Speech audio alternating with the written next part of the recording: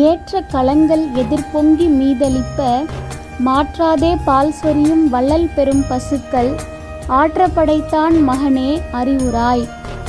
ஊற்றமுடையாய் பெரியாய் உலகினில் தோற்றமாய் நின்ற சுடரே துயிலெழாய்.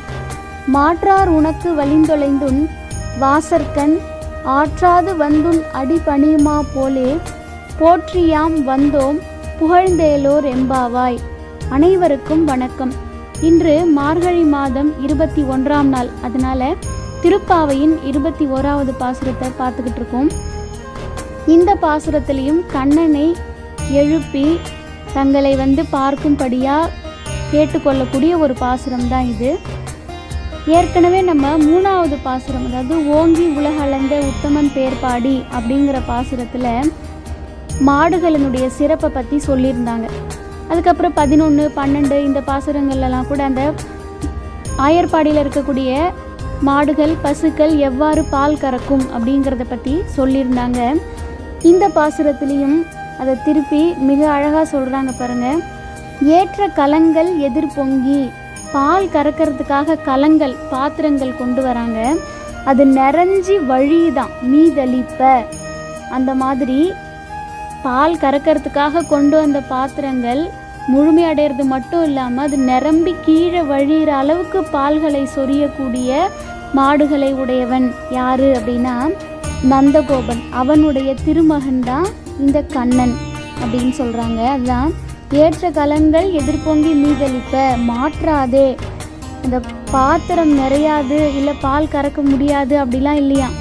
அது கொண்டு வந்து வைக்க வழிஞ்சு நிறைகிற அளவுக்கு பால் சொரிந்து கொண்டே இருக்கக்கூடிய, இதற்கு எதிரான எந்த செயலும் நடக்காமல் மாற்றாதே அந்த பால் சொரிந்து கொண்டே இருக்கக்கூடிய வள்ளல் பெரும் பசுக்கள் கூட வள்ளல்னு சொல்கிறாங்க பாருங்கள். அப்போ எந்த அளவுக்கு அவங்க முக்கியத்துவம் கொடுத்துருக்காங்க பாருங்கள். வள்ளல் பெரும் பசுக்கள் ஆற்ற படைத்தான் மகனே, இந்த பசுக்களை உடைய நந்தகோபனினுடைய மகனே அறிவுராய் எழுந்திருங்க அப்படின்னு சொல்லி கண்ணனை கூப்பிடுறாங்க. ஊற்றமுடையாய் பெரியாய் உலகினில் தோற்றமாய் நின்ற சுடரே அப்படின்னு சொல்கிறாங்க. இந்த கண்ணன் யாரு அப்படின்னா தங்களுடைய பக்தர்களை காக்கிறதுல மிகச்சிறந்தவன், பெரியவன், நம் எல்லாருக்கும் பெரியவன். இந்த உலகத்தில் கண்ணன் அப்படிங்கிற ஒரு பெயரோடு அவதரித்த சுடர் போன்றவன். உலகினில் தோற்றமாய் நின்ற சுடர் அவர். சுடரே துயிலெழாய் எழுந்திருங்க அப்படின்னு சொல்கிறாங்க.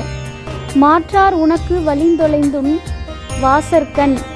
மாற்றார் அப்படின்னா பகைவர்கள். இந்த பகைவர்கள் கண்ணனோட போட்டி போட்டு சண்டையிட்டு தோற்று போகிறாங்க. இந்த மாற்றார் அப்படின்னா கண்ணனுக்கு பகைவர். கண்ணனுக்கு யார் பகைவர்? பக்தர்களுக்கு பகைவர்கள் தான் கண்ணனுக்கு பகைவர்கள். அந்த பக்தர்களுக்கு பகைவர்களாக இருக்கக்கூடிய அந்த இறை பகைவர்கள் இந்த கண்ணன் கிட்ட வலிந்தொலைந்து, அதாவது தங்களுடைய வலிமைகளை இழந்து தொலைத்து விட்டு அவரது வாசற்கண் ஆற்றாது வந்து தங்களுக்கு என்ன பண்ணுறதுன்னு தெரியல அப்படிங்கிற ஒரு நிலையில் இந்த கண்ணனுடைய வாசற்கண் வந்து ஆற்றாது வந்துன் அடிபணியுமா போலே, எங்களை மன்னிச்சிடுங்க அப்படின்னு சொல்லி அந்த பகைவர்கள் கூட தங்களுடைய வலிமைகளை எல்லாம் இழந்து இந்த கண்ணனுடைய அடி பாதங்களில் பணிந்து சரணாகதி அடைந்துருவாங்களாம். அப்படி தங்களுடைய வலிமையை தொலைத்த பகைவர்கள் எப்படி உன் அடி பணிந்து உட்கார்ந்துருக்காங்களோ அந்த மாதிரி போற்றியாம் வந்தோம். அதே மாதிரி தான் உங்கள் பெயரை போற்றி நாங்கள் வந்தோம். புகழ்ந்தேலோர் எம்பாவாய், நீங்கள் எங்களுக்கு எழுந்து அருள் தரணும் அப்படின்னு சொல்லி அழைக்கிறதா இந்த பாசுரம் அமைந்திருக்கு. ஏற்ற கலங்கள் எதிர்பொங்கி மீதளிப்ப மாற்றாதே பால் சொரியும் வள்ளல் பெரும் பசுக்கள் ஆற்ற படைத்தான் மகனே அறிவுராய். ஊற்றமுடையாய் பெரியாய் உலகினில் தோற்றமாய் நின்ற சுடரே துயிலெழாய். மாற்றார் உனக்கு வலிந்தொலைந்துன் வாசற்கண் ஆற்றாது வந்துன் அடி பணியுமா போலே போற்றியாம் வந்தோம் புகழ்ந்தேலோர் எம்பாவாய் அப்படின்னு சொல்லியிருக்காங்க. நிச்சயமாக இந்த 21ஆம் பாசுரம் உங்களுக்கு பலன் தரக்கூடியதாகவும் பயனுள்ளதாகவும் அமையும்னு நம்புகிறேன். இந்த பதிவு உங்களுக்கு பிடிச்சிருந்தா வீடியோவை லைக் பண்ணுங்கள், மற்றவங்களுக்கும் ஷேர் பண்ணுங்கள். இன்னும் இந்த சேனலை நீங்கள் சப்ஸ்கிரைப் பண்ணாமல் இருந்தால் மறக்காமல் சப்ஸ்கிரைப் பண்ணுங்கள்.